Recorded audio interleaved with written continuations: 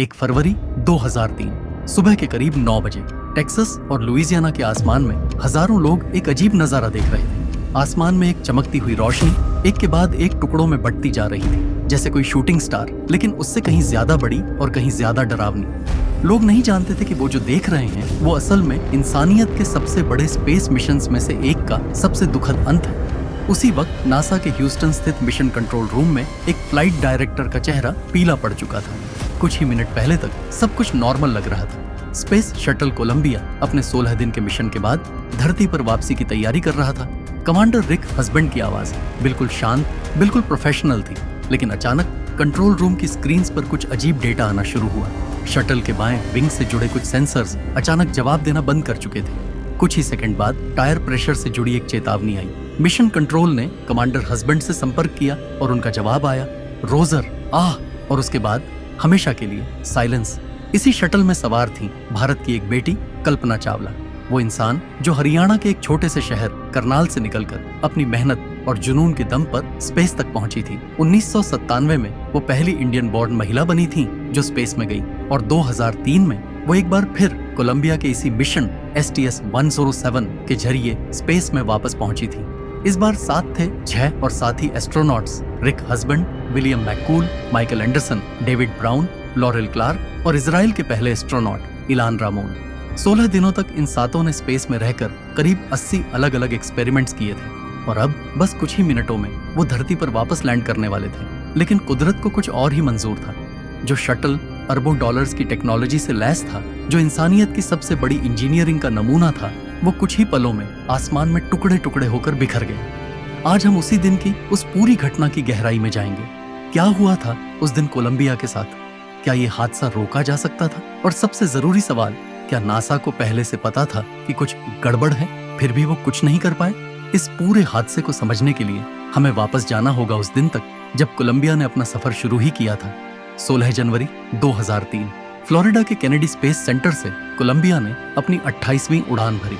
Launch बिल्कुल normal लग रहा था, लेकिन लॉन्च के सिर्फ 82 सेकंड बाद एक ऐसी घटना घटी जिसे उस वक्त किसी ने ज्यादा गंभीरता से नहीं लिया।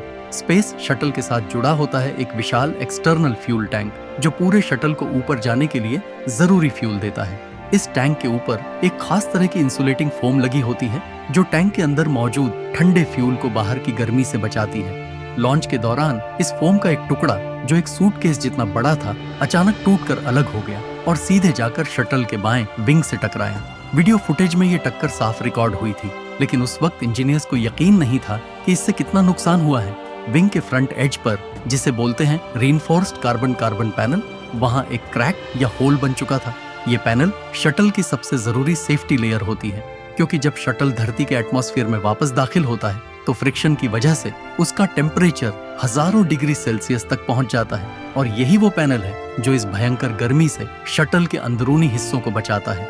मिशन के दौरान कुछ नासा इंजीनियर्स ने इस फोम स्ट्राइक को लेकर चिंता जाहिर की थी और एडिशनल इमेजेस या इंस्पेक्शन की मांग भी की थी, लेकिन फोम स्ट्राइक्स पहले भी कई बार हो चुके थे और ज्यादातर बार उनसे कोई बड़ा नुकसान नहीं हुआ था।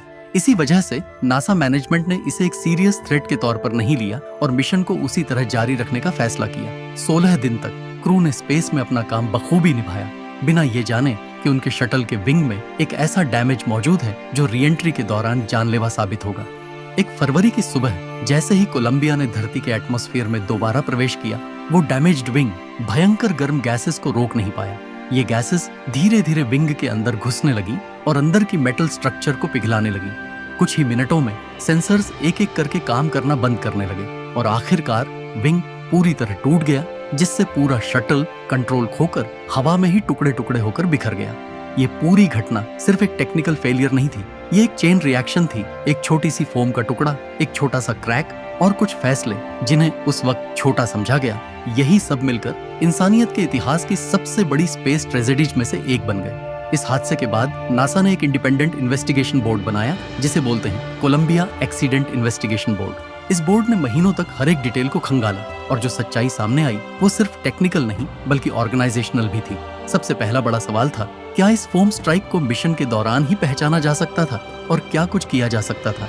इन्वेस्टिगेशन में पता चला कि लॉन्च के अगले ही दिन कुछ इंजीनियर्स ने वीडियो फुटेज देखकर फोम स्ट्राइक की सीरियसनेस को भांप लिया था।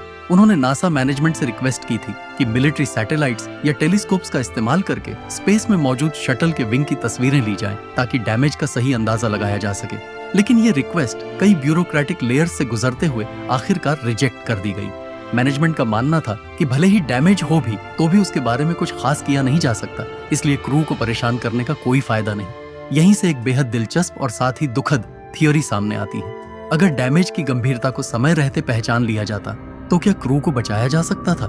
इन्वेस्टिगेशन बोर्ड ने इस सिनारियो पर भी गहराई से काम किया। एक थियरी के मुताबिक अगर डैमेज को मिशन के शुरुआती दिनों में ही कंफर्म कर लिया जाता तो नासा के पास दो ऑप्शंस होते।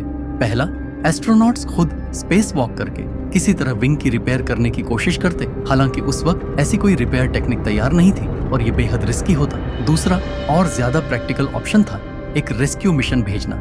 नासा के पास एक और शटल अटलांटिस तैयार खड़ा था जिसे इमरजेंसी में जल्दी लॉन्च किया जा सकता था। थियोरेटिकली अगर सही समय पर फैसला लिया जाता तो अटलांटिस को भेजकर कोलंबिया के सातों एस्ट्रोनॉट्स को स्पेस में ही रेस्क्यू किया जा सकता था और डैमेज्ड कोलंबिया को खाली बिना क्रू के रीएंट्री के लिए छोड़ा जा सकता था। लेकिन ये सिर्फ एक थियोरेटिकल सिनारियो है, क्योंकि असल में ऐसा किसी ने सोचा ही नहीं, क्योंकि डैमेज की गंभीरता को कभी ठीक से समझा ही नहीं गया। इन्वेस्टिगेशन बोर्ड ने इसे मिस्ड अपॉर्चुनिटी कहा, एक ऐसा मौका जो शायद 7 जिंदगियां बचा सकता था, लेकिन जो कम्युनिकेशन गैप्स और ऑर्गेनाइजेशनल कंप्लेसेंसी की वजह से कभी इस्तेमाल ही नहीं हो पाया। दूसरी गहरी बात जो इन्वेस्टिगेशन में सामने आई, नासा के अंदर एक ऐसी कल्चर बन चुकी थी जहां फोम स्ट्राइक्स को नॉर्मल मान लिया गया था, क्योंकि पहले भी ऐसा कई बार हो चुका था और कभी बड़ा नुकसान नहीं हुआ था। इस सोच को इन्वेस्टिगेशन बोर्ड ने नॉर्मलाइजेशन ऑफ डिविएंस का नाम दिया, यानी जब कोई खतरनाक चीज बार बार होती है बिना किसी बड़े नुकसान के तो लोग धीरे धीरे उसे खतरनाक मानना ही बंद कर देते हैं। यही पैटर्न 1986 में हुए चैलेंजर डिजास्टर में भी देखा गया था, जहां भी एक जानी हुई टेक्निकल प्रॉब्लम को समय रहते गंभीरता से नहीं लिया गया था। तो असल में कोलंबिया का हादसा सिर्फ एक फोम के टुकड़े की वजह से नहीं हुआ। ये हादसा कई छोटे छोटे फैसलों, कई मिस्ड वार्निंग्स और एक ऐसी ऑर्गेनाइजेशनल माइंडसेट का नतीजा था जो रिस्क को पहचानने में नाकाम रही। हादसे के बाद नासा ने एक और गहरी और बेहद संवेदनशील इन्वेस्टिगेशन शुरू की, जिसे 2008 में पूरा करके पब्लिक किया गया, Columbia crew survival investigation report. इस रिपोर्ट का मकसद था ये समझना कि शटल के टूटने के दौरान आखिर किस सीक्वेंस में घटनाएं घटी ताकि फ्यूचर मिशंस के लिए क्रू सेफ्टी को बेहतर बनाया जा सके। ये रिपोर्ट आज भी नासा के ह्यूमन स्पेस फ्लाइट प्रोग्राम के लिए एक बेहद अहम रेफरेंस माना जाता है, लेकिन इसने कई ऐसे सवाल भी खड़े किए जिनके पूरे जवाब आज तक नहीं मिले। एक बड़ा सवाल था, शटल के टूटने से लेकर क्रू मॉड्यूल के पूरी तरह डिप्रेशराइज होने तक कितना समय गुजरा और उस दौरान ऑटोमेटिक सिस्टम्स ने क्रू को बचाने के लिए क्या किया। रिपोर्ट में पाया गया कि शुरुआती कुछ सेकंड्स में शटल की डिजाइन कुछ हद तक क्रू को प्रोटेक्ट करने में कामयाब रही थी, लेकिन जैसे ही स्ट्रक्चरल ब्रेकअप शुरू हुआ वो प्रोटेक्शन बहुत जल्दी खत्म हो गई। इन्वेस्टिगेशन ने यह भी बताया कि उस वक्त इस्तेमाल हो रहे सेफ्टी इक्विपमेंट और प्रोसीजर्स ऐसी किसी एक्सट्रीम इमरजेंसी के लिए पूरी तरह तैयार नहीं थे। इसी रिपोर्ट की सिफारिशों की वजह से आगे चलकर स्पेस सूट्स, रेस्टोरेंट सिस्टम्स और इमरजेंसी प्रोसीजर्स में कई बड़े बदलाव किए गए ताकि भविष्य में ऐसी किसी घटना में क्रू के बचने की संभावना बढ़ाई जा सके। दूसरा बड़ा और अनसुलझा पहलू है डिब्री सर्च ऑपरेशन। शटल के टुकड़े टेक्सास और लुइजियाना के करीब 23 लाख एकर्स के इलाके में बिखर गए थे। हजारों वॉलंटियर्स, ऑफिशियल्स और फोरेंसिक एक्सपर्ट्स ने महीनों तक इस विशाल इलाके को खंगाला और आखिरकार करीब 82,000 टुकड़े इकट्ठा किए गए, जो पूरे शटल के वजन का करीब 38% हिस्सा थे। इतनी बड़ी और मुश्किल सर्च ऑपरेशन के बावजूद कुछ सवाल आज भी अनसुलझे हैं कि शटल के टुकड़े इतने बड़े इलाके में किस पैटर्न से बिखरे और क्या कुछ ऐसे क्रिटिकल कंपोनेंट्स थे जो कभी मिले ही नहीं, जिनसे इन्वेस्टिगेशन को और गहराई मिल सकती थी। तीसरा और शायद सबसे भावुक करने वाला पहलू इस पूरी इन्वेस्टिगेशन के दौरान मिली एक फिल्म रोल जो रेग्जेज में से बरामद हुई थी, लेकिन किसी तरह सही सलामत बची रह गई। इस फिल्म को डेवलप करने पर क्रू की कुछ आखिरी तस्वीरें सामने आईं, जिनमें सातों एस्ट्रोनॉट्स स्पेस में अपने मिशन के दौरान हंसते मुस्कुराते नजर आते हैं। ये तस्वीरें आज भी नासा के आर्काइव्स का हिस्सा हैं और इस बात की एक गहरी याद दिलाती हैं कि स्पेस की खामोशी में इंसान की हिम्मत और जुनून हमेशा एक गहरी छाप छोड़ जाते हैं। आज जब हम कल्पना चावला और उनके 6 साथियों की कहानी को याद करते हैं तो सिर्फ एक हादसे की बात नहीं होती, ये कहानी है इंसान के उस जुनून की जो उसे धरती की सीमाओं से परे स्पेस के अनजान अंधेरे में जाने पर मजबूर करता है, ये जानते हुए भी कि हर मिशन के साथ एक बड़ा रिस्क जुड़ा होता है। कल्पना चावला करनाल के एक छोटे से घर से निकलकर इतनी दूर तक पहुंची कि उनका नाम आज एक सैटेलाइट के साथ जुड़ा है। कल्पना एक, उनका नाम मार्स के रोवर स्पिरिट के पास मौजूद एक मेमोरियल स्टेशन के साथ जुड़ा है। आज भी लाखों युवाओं के दिलों में एक ऐसी मिसाल के तौर पर जिंदा है जो ये साबित करती है कि सपने चाहे कितने भी बड़े क्यों न हो, उन्हें हासिल किया जा सकता है। कोलंबिया का हादसा हमें याद दिलाता है कि एक छोटी सी फोम का टुकड़ा अकेले इतना बड़ा हादसा नहीं करा सकता था। असल वजह थी उन वार्निंग्स को गंभीरता से न लेना जो पहले से मौजूद थी।